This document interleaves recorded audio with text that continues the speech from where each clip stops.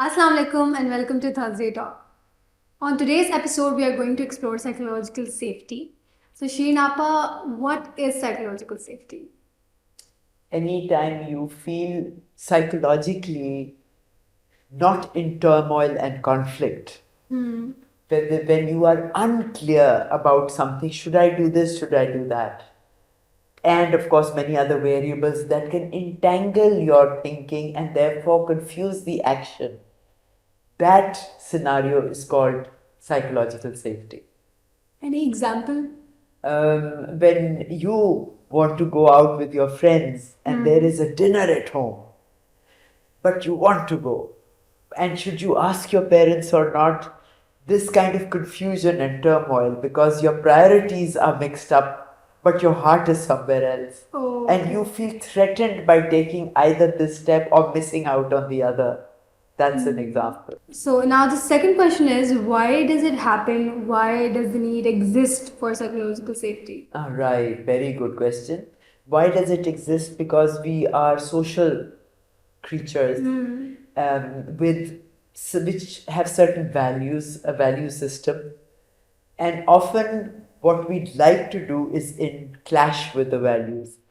I gave you an example from your home, but taking it to the corporate sector. Suppose a young team member wants to suggest something during a very senior management meeting.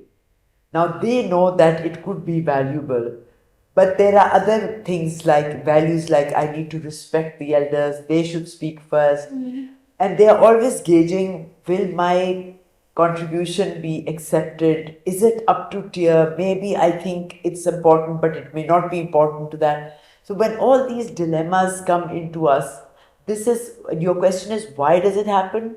Because we are always in a process of growth, and growth is uncertain because every level you are raw, you are kacha, so you're not sure of whether you are complying to what is required to the environment or not. So psychologically, it is very natural to be in this. I think the only time in a human's age when we are free of any of these kind of conflicts is when a child is very young and just speaks as they like, because there is no consideration of judgment. Yeah.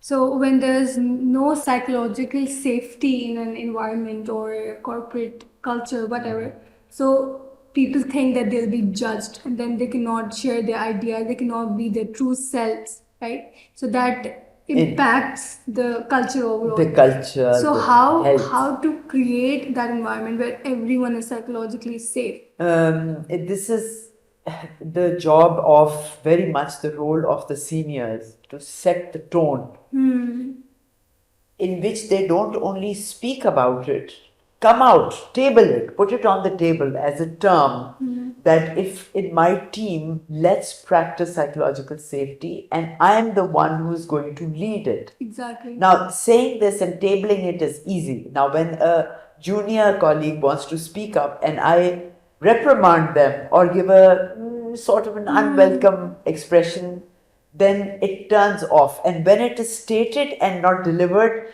cynicism sets into the individual, into the team, into the culture. Now, that is where one has to be careful, and it's very easy to practice. It requires 4 words for people to say, for seniors to say to their juniors. What is your opinion? To keep asking that. Yeah. And number 2, to listen to their reply. Number 3, not to give a comment till you have understood completely, which makes the 3rd step a question. Is it this that you mean? Can you explain what you mean?